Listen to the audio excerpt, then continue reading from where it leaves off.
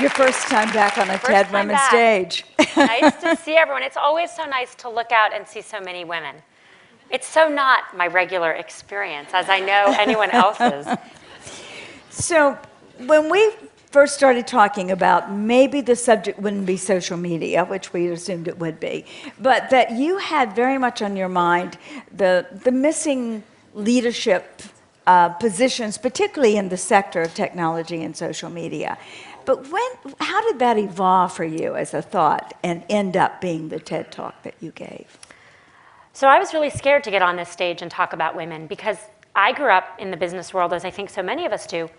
You never talk about being a woman because someone might notice that you're a woman, right? They might notice, or worse, if you say woman, people on the other end of the table think you're asking for special treatment or complaining, or worse, about to sue them. And so I went through, right? I went through my entire business career and never spoke about being a woman, never spoke about it publicly.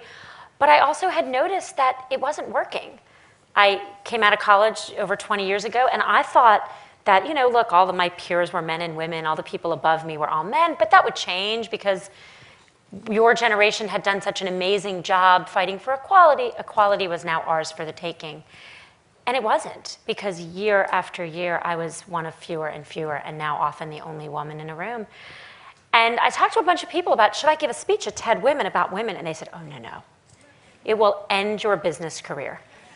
You cannot be a serious business executive and speak about being a woman. You'll never be taken seriously again. But fortunately, there were the few, the proud like you, who told me I should give the speech. And I asked myself the question Mark Zuckerberg, the founder at Facebook, and my boss asked all of us, which is, what would I do if I wasn't afraid? And the answer to what I would do if I wasn't afraid is I would get on the TED stage and talk about women and leadership. And I did. And survived. I would say not only survived. I'm thinking of that moment, Sheryl, when you and I were standing backstage together, and you turned to me and you told me a story. And I said very last minute, you really should share that story. Oh, yeah. What was that story? Well, it's an important part of the journey. So I had TED Women, the original one was in DC, so I live here. So I had gotten on a plane the day before, and my daughter was 3. She was clinging to my leg, Mommy, don't go. And Pat's a friend. And so, not related to the speech I was planning on giving, which was chock full of facts and figures and nothing personal. I told Pat the story. I said, well, I'm having a hard day. Yesterday, my daughter was clinging to my leg and don't go. And you looked at me and said, you have to tell that story. And I said, on the TED stage? Are you kidding? I'm going to get on a stage and admit my daughter was clinging to my leg. And you said, yes, because if you want to talk about getting more women into leadership roles, you have to be honest about how hard it is. Yeah. And I did. And I think that's a really important part of the journey. The same thing happened when I wrote my book. I started writing the book. I wrote a first chapter. I thought it was fabulous. It was chock full of data and figures. I had 3 pages on matrilineal Maasai tribes and what the patterns are of their sociological patterns. My husband read it, and he was like, this is like eating your Wheaties. No one, and I apologize to Wheaties if they're someone, no one will read this book. And I realized through the process that I had to be more honest and more open, and I had to tell my stories of still not feeling as self-confident as I should in many situations. My first and failed marriage, crying at work, feeling like I didn't belong there, feeling guilty to this day. And part of my journey, starting on this stage, going to Lean In, going to the foundation, is all about being more open and honest about those challenges so that other women can be more open and honest, and all of us can work together towards real equality. I think that one of the most striking parts about the book, and in my opinion, one of the reasons it's hit such a nerve and is resonating around the world, is that you are personal in the book, and that you do make it clear that while you've observed some things that are very important for other women to know, that you've had the same challenges that many others of us have as you faced the hurdles and the barriers and possibly the people who don't believe the same. So talk about that process, deciding you'd go public with the private part, and then you would also put yourself in the position of something of an expert on how to resolve those challenges. after I did the TED Talk, what happened was, I never really expected to write a book. I'm not an author, I'm not a writer. And it was viewed a lot, and it really started impacting people's lives. I got this one of the first letters I got was from a woman who said that she was offered a really big promotion at work, and she turned it down. And she told her best friend she turned it down. And her best friend said, you really need to watch this TED Talk. And so she watched this TED Talk, and she went back the next day. She took the job, she went home, and she handed her husband the grocery list. And she said, I can do this. And what really mattered to me, it wasn't only women in the corporate world, even though I did hear from a lot of them, and it did impact a lot of them. It was also people of all different circumstances. There was a doctor I met who was an attending physician at Johns Hopkins, and he said that until he saw my TED Talk, it never really occurred to him that even though half the students in his med school classes were women, they weren't speaking as much as the men as he did his rounds. So he started paying attention, and as he cold called, and as he waited for raised hands, he realized the men's hands were up. So he started encouraging the women to raise their hands more, and it still didn't work. So he told everyone, no more hand raising, I'm cold calling. And what he proved so he could call evenly on men and women, and what he proved to himself was that the women knew the answers just as well or better. And he was able to go back to them and tell them that. And then, there was the woman, stay-at-home mom, lives in a really, difficult neighborhood with not a great school. She said that TED Talk, she's never had a corporate job, but that TED Talk inspired her to go to her school and fight for a better teacher for her child. And I guess was part of finding my own voice. And I realized that other women and men could find their voice through it, which is why I went from the talk to the book. And in the book, you not only found your voice, which is clear and strong in the book, but you also share what you've learned, the experiences of other people and the lessons. And that's what I'm thinking about in terms of putting yourself in, you became a sort of expert on how you lean in. So what did that feel like and become like in your life to launch not just a book, not just a best-selling, best-viewed talk, but a movement where people began to literally describe their actions at work as, I'm leaning in? I mean, I'm grateful, I'm honored, I'm happy, and it's the very beginning. So I don't know if I'm an expert or anyone an expert. I certainly have done a lot of research. I have read every study, I have pored over the materials, and the lessons are very clear, because here's what we know. What we know is that stereotypes are holding women back from leadership roles all over the world. It's so striking. Lean In's very global. I've been all over the world talking about it. And cultures are so different, even within our own country, to Japan, to Korea, to China, to Asia, Europe. They're so different, except for one thing: gender. All over the world, no matter what our cultures are, we think men should be strong, assertive, aggressive, have voice. We think women should speak when spoken to, help others. Now, I've asked, we have all over the world, women are called bossy. There is a word for bossy for little girls. In every language, there's one. It's a word that's pretty much not used for little boys, because if a little boy leads, there's no negative word for it. It's expected. But if a little girl leads, she's bossy. Now, I know there aren't a lot of men here, but bear with me. If you're a man, you'll have to represent your gender. Please raise your hand if you've been told you're too aggressive at work. There's always a few. It runs about 5%. Okay, get ready, gentlemen. If you're a woman, please raise your hand if you've ever been told you're too aggressive at work. That is what audience have said in every country in the world, and it's deeply supported by the data. Now, do we think women are more aggressive than men? Of course not.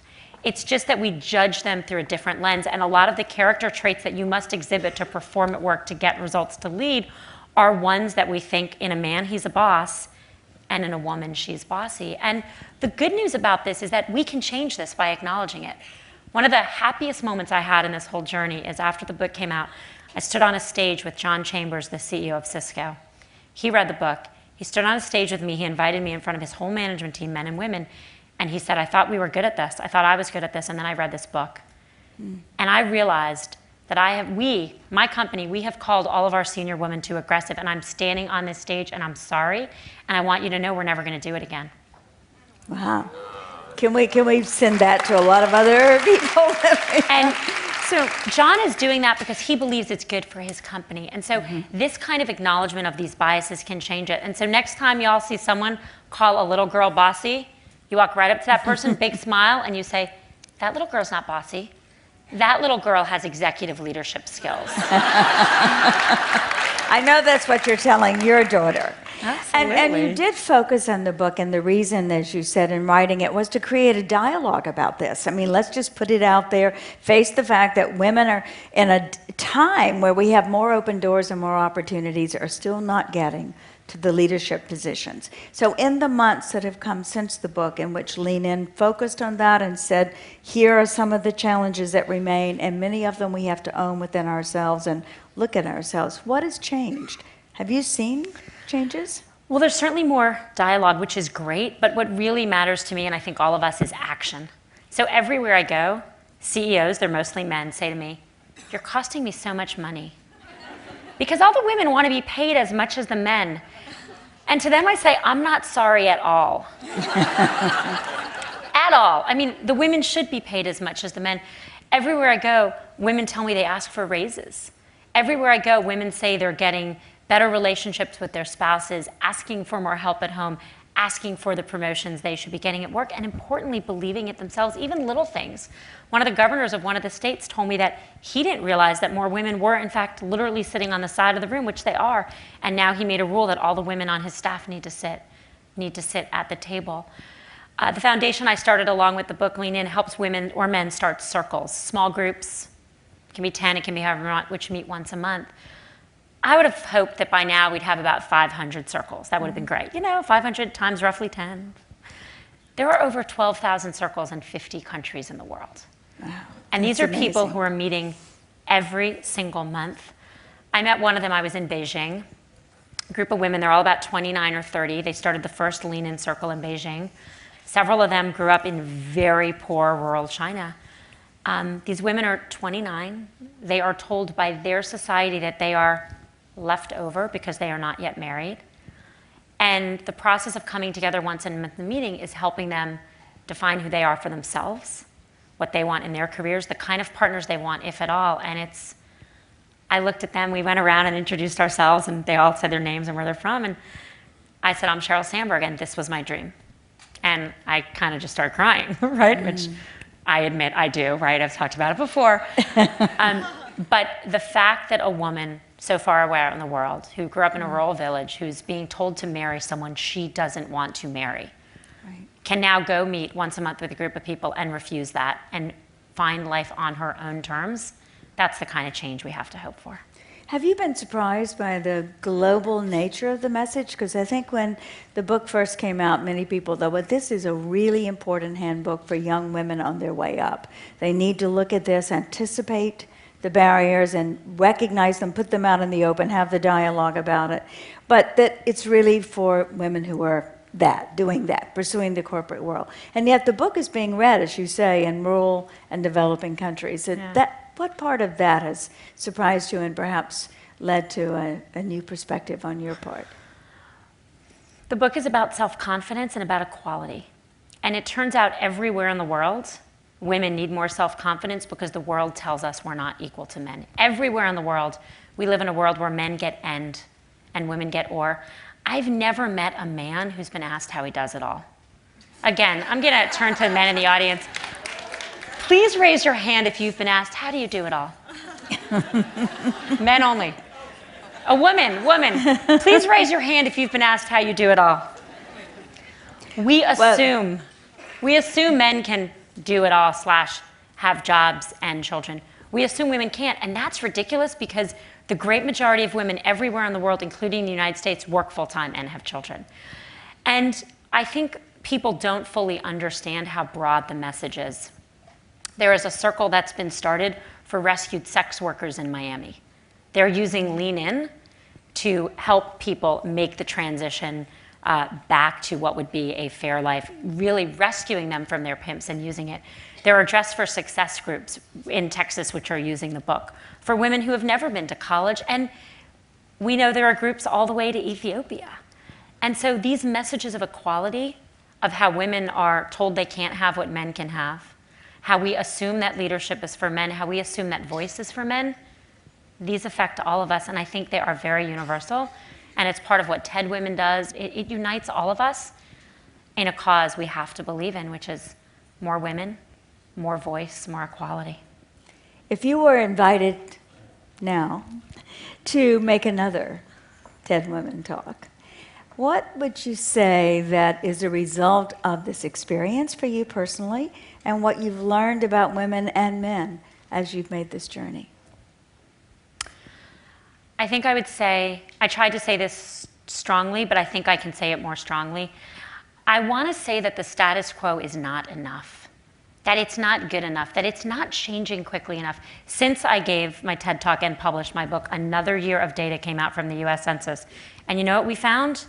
No movement in the wage gap for women in the United States. 77 cents to the dollar. If you are a black woman, 64 cents. If you are a Latina, we're at 54 cents. Do you know when the last time those numbers went up? 2002. We are stagnating. We are stagnating in so many ways, and I think we are not really being honest about that for so many reasons. It's so hard to talk about gender. We shy away from the word feminist, a word I really think we need to embrace. We have to get rid of the word bossy and bring back... I think I would say in a louder voice, we need to get rid of the word bossy and bring back the word feminist, because we need it.